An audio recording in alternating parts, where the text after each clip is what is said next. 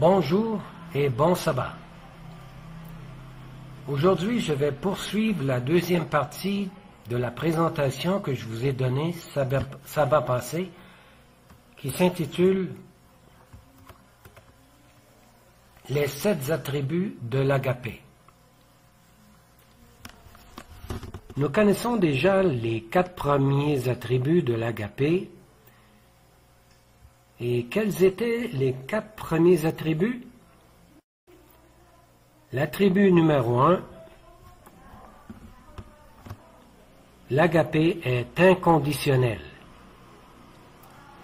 Il ne pose pas de conditions pour nous aimer. Dieu n'a pas attendu que le monde soit bon pour agir. Il agit, que nous soyons incrédules ou croyants. C'est à tous que Dieu a donné le Fils. L'attribut numéro 2, l'agapé est immuable. Il ne change jamais. Quelles que soient les décisions que nous prendrons dans nos vies, cela n'affectera en rien son amour envers nous. L'attribut numéro 3, l'agapé est non discriminatoire. Dieu ne regarde pas le monde en aimant certaines personnes et en haïssant les autres. Il n'aime pas moins le pire des méchants que ceux qui agissent bien. Tous, nous bénéficions de son amour. Et l'attribut numéro 4, l'agapé est actif. Il a tout donné en donnant le Fils à l'humanité. Et il ne le reprendra jamais. C'est un don éternel. Maintenant, nous allons nous arrêter au 5e attribut d'agapé. L'agapé est un don de soi. Revenons au verset Jean 3,16. Il est écrit qu'il a donné son Fils unique. Nous nous sommes arrêtés au concept général, mais maintenant, nous allons nous arrêter au spécifique. J'aimerais que vous réalisiez tout ce que Dieu a donné, jusqu'où l'agapé va dans le don de soi. Il y a des gens qui sont philanthropes dans ce monde, des personnes qui aiment l'humanité, des personnes généreuses et désintéressées, prêtes à donner leur chemise lorsqu'elles voient quelqu'un dans le besoin et qui ne professent même pas être chrétiens. Mais il y a un monde de différence entre ce type de don et le type de don dont nous parlons ici dans ce texte. Il a donné son Fils unique. Le mot fils en grec, c'est huios, avec un Y qui se prononce hu, et il est majuscule. Il n'y a pas de son en grec, mais c'est l'article le. Et suivant ceci, il y a le mot monogénès, qui veut dire unique, unique en son genre. Cela devrait être mieux traduit par « il a donné le Fils, l'unique en son genre ».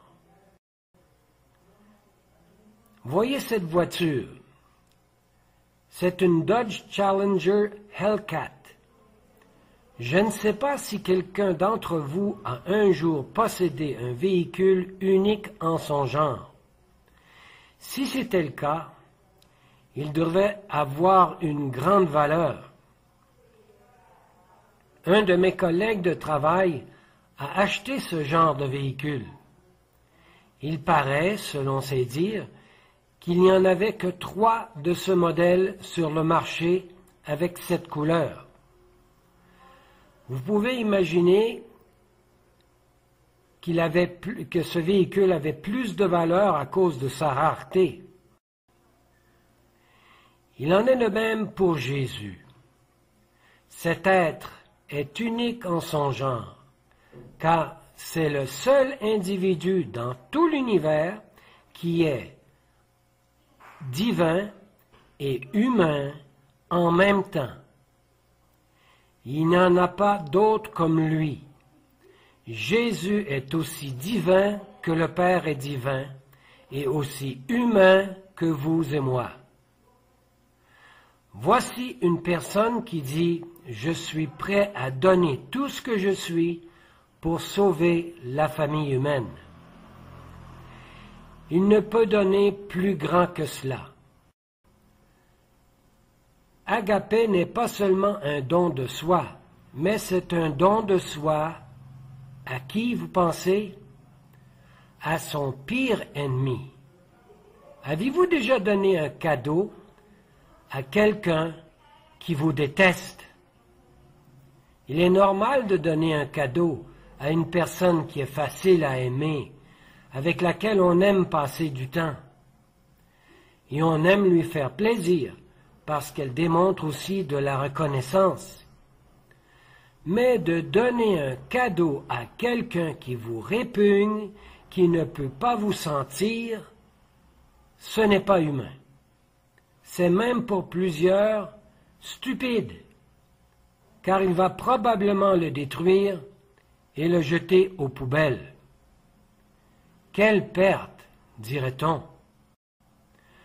Nous commençons juste un petit peu à entrevoir le gouffre qu'il y a entre l'amour humain et l'amour divin.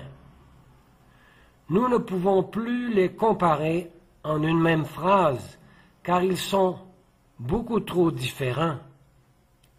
Au lieu de les comparer, nous devrions les contraster. Le meilleur acte que l'humanité n'ait jamais accompli avec ce que Dieu a fait en donnant le Fils ne peut être comparé. Imaginez tout ce que le Fils a dû abandonner juste pour s'incarner ici, dans ce monde. Lisons Philippiens 2, versets 6 à 8. Lequel, étant en forme de Dieu, n'a point regardé comme une proie à saisir d'être égal à Dieu, mais il s'est dépouillé lui-même. Et je vous dis que ce n'est pas quelqu'un d'autre qui l'a dépouillé, c'est bien écrit. Il s'est dépouillé lui-même, ayant pris la forme de serviteur, devenant semblable aux hommes et revêtu de la figure d'homme, il s'est abaissé lui-même en se rendant obéissant jusqu'à la mort, même jusqu'à la mort de la croix. Ça, c'est de l'agapé. Scandale pour les Juifs et folie pour les Grecs. Scandale pour un religieux. Pourquoi? Parce que s'il était vraiment Dieu, il n'aurait jamais permis qu'on le traite ainsi sans dire un mot. Il aurait démontré sa puissance en descendant de la croix pour montrer au monde qu'il est Dieu. Les prêtres, dans le temps de Jésus, n'ont-ils pas dit, devant la croix, « Il a sauvé les autres et il ne peut se sauver lui-même. » Et folie pour un mondain, pour les païens, pour les Grecs. Comment un mort, qui se dit roi, peut-il venir libérer son peuple? Insensé pour eux. Dieu a donné sa propre existence pour nous. C'est l'étendue qu'Agapé donne. Christ gardera son humanité et renoncera aux attributs de sa divinité, et ce, pour l'éternité. Je le répète, Christ gardera son humanité et renoncera aux attributs de sa divinité pour l'éternité. Voilà une autre manière de démontrer l'agapé de Dieu. Bien qu'il soit maintenant revêtu d'une chair glorifiée, il restera quand même un être humain pour l'éternité. En ce moment, c'est un être humain qui s'est assis à la droite de Dieu et qui intercède pour nous dans le sanctuaire céleste. Et il travaille 24 heures par jour et 7 jours sur 7 pour préparer un peuple pour sa seconde venue. Arrêtons-nous maintenant à la 3e phrase du texte de Jean 3,16. Il est écrit « afin que quiconque croit en lui ne périsse point ». Qu'est-ce que Dieu fait avec ses créatures? Maintenant que j'ai donné le Fils, alors j'exige de vous que vous m'obéissiez. Est-ce cela que Dieu a dit? C'est ce qui m'étonne de l'amour de Dieu. Et c'est très étonnant. Il va à la limite extrême en donnant, et malgré cela, il laisse ses créatures libres de prendre la décision à propos de ce qu'ils feront avec son don. N'est-ce pas incroyable? Après avoir préparé un bon repas, il est plaisant à une mère de voir ses enfants apprécier ce qu'elle a fait. Mais le contraire est décevant lorsqu'elle s'aperçoit que ses enfants commencent à mettre de côté ce qu'ils n'aiment pas. Dieu ne dit pas « Cela m'a coûté tellement cher, ce que je t'ai donné, que tu ne vas pas gaspiller tout ça. Alors j'exige que tu crois, et je vais même faire en sorte que tu n'aies pas le choix. Tu vas prendre ce que je t'ai donné et tu vas le manger. Tu as bien compris? » Ferme les guillemets. Non, mes amis, ce n'est pas la façon dont Dieu fait affaire avec nous. De même, ce n'est pas de cette façon qu'il a géré le problème avec Lucifer dans le ciel. Après tout, Lucifer n'a-t-il pas vu une révélation de l'agapé de Dieu? En lisant la Bible et en lisant les livres de l'Esprit de prophétie, vous pouvez voir Dieu se révéler aux anges du ciel. Christ était alors connu sous le nom de l'archange Michael. Il apparaissait semblable aux anges. Pourtant, il était une des 3 personnes de la divinité. Il fut un temps où Dieu a dû dire aux anges de l'adorer. On voit ça dans Hébreux chapitre 1, verset 6.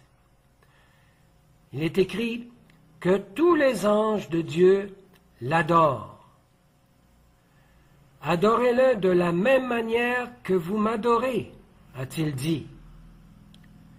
Celui qui est vraiment une des personnes de la divinité, égale au Père et au Saint-Esprit, fut disposé à prendre sur lui, de son propre gré, un rôle de subordonné au Père. Ceci est une révélation de l'agapé de Dieu aux anges.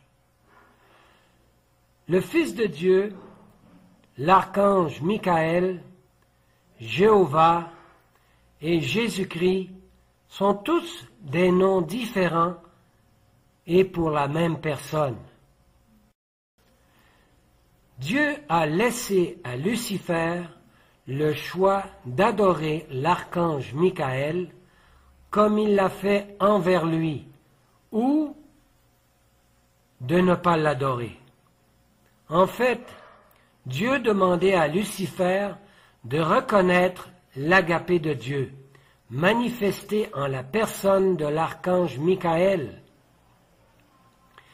Et vous connaissez l'histoire. Lucifer a refusé de l'adorer.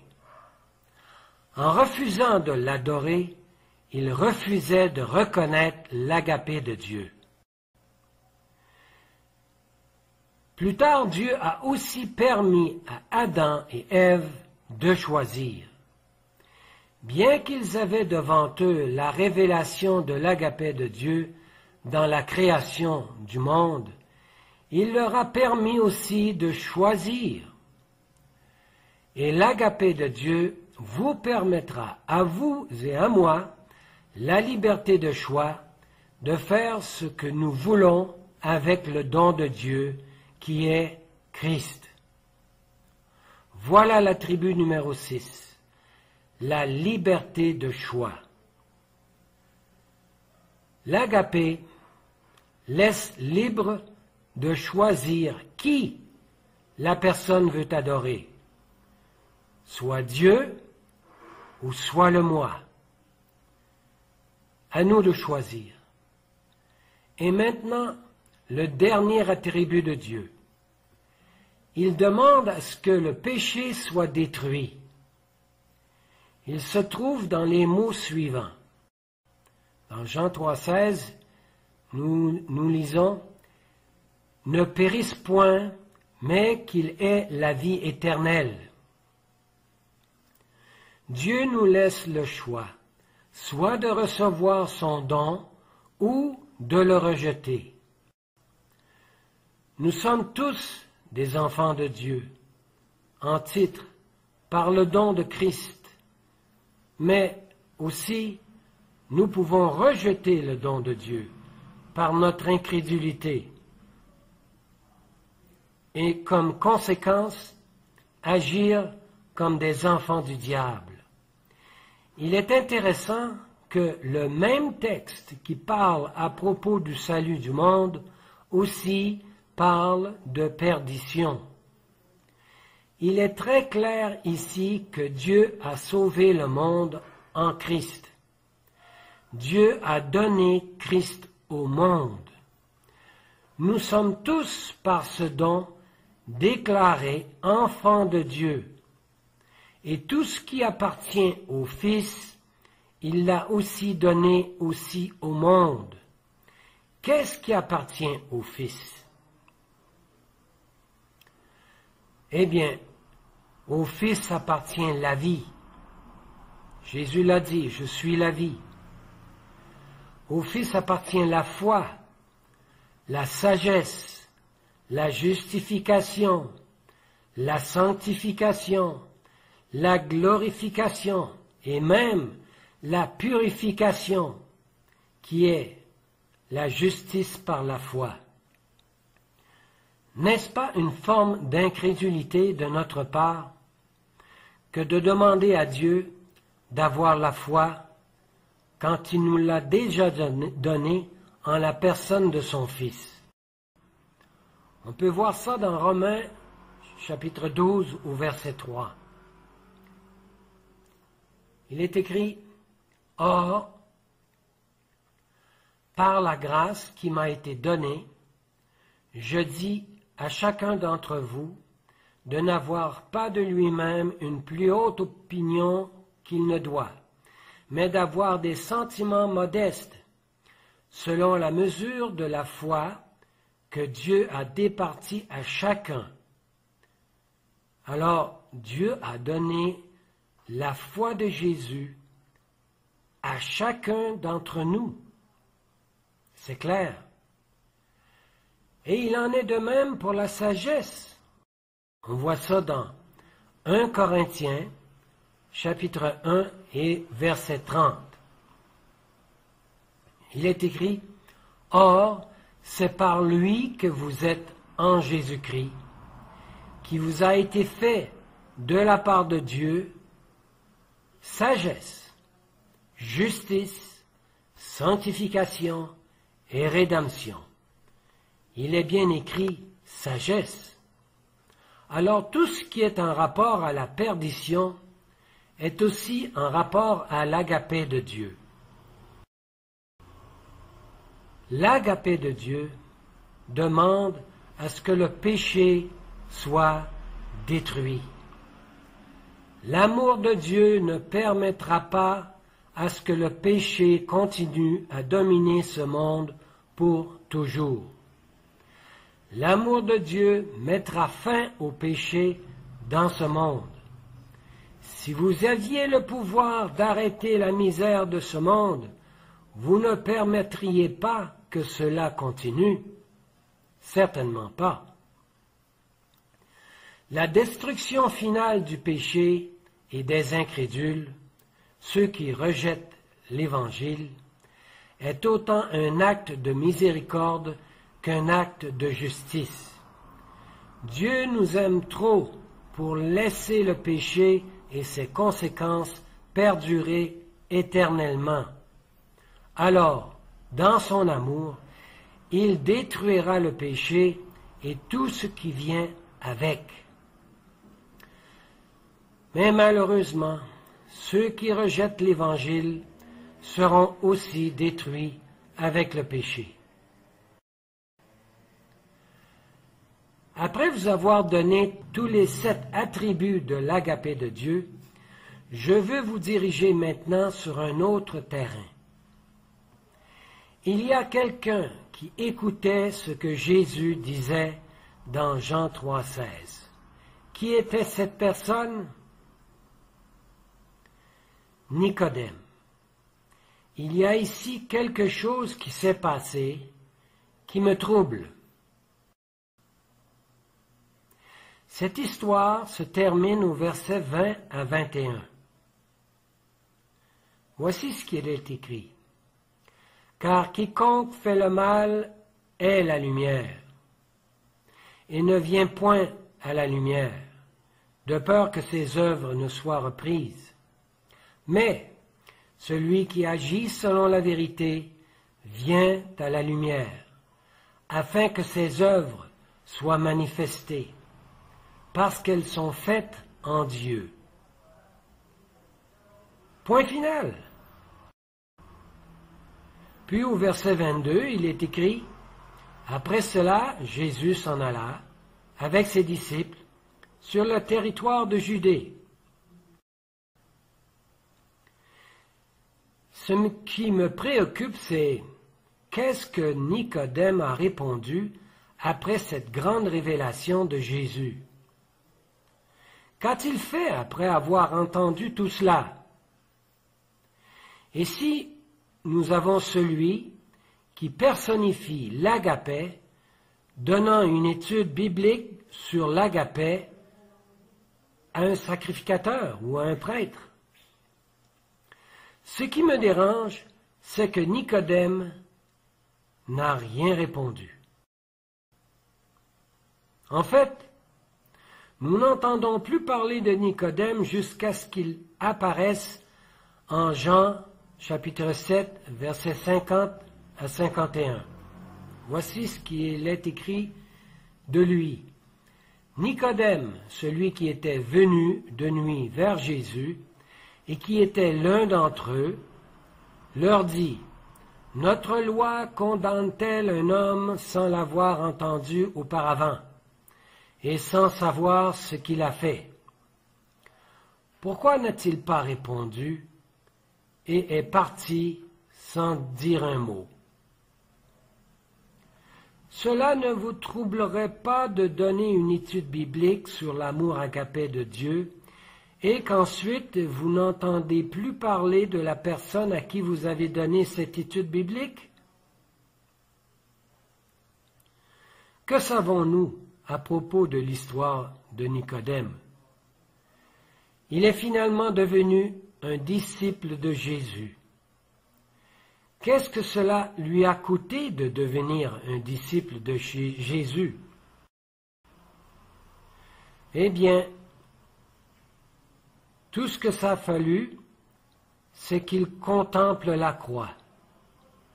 Rien de plus. Cela n'a pas été difficile pour Nicodème de contempler cette croix, mais comme résultat, sa richesse, après la mort de Jésus, a servi à aider les disciples persécutés qui étaient dans le besoin. En d'autres mots, ce n'était pas suffisant pour lui d'entendre un sermon, même venant de Jésus, sur l'agapé. Et c'est peut-être le cas pour la plupart des gens qui vivent dans ce monde. Ils doivent voir l'agapé avant d'être entièrement convaincus. Un sermon semble pas suffisant. Se peut-il que la raison pour laquelle le message de 1888 n'est pas devenu une dynamite dans l'Église et dans ce monde est que le monde n'a pas encore vu de leurs propres yeux une démonstration de ce qu'est l'agapé de Dieu en nous.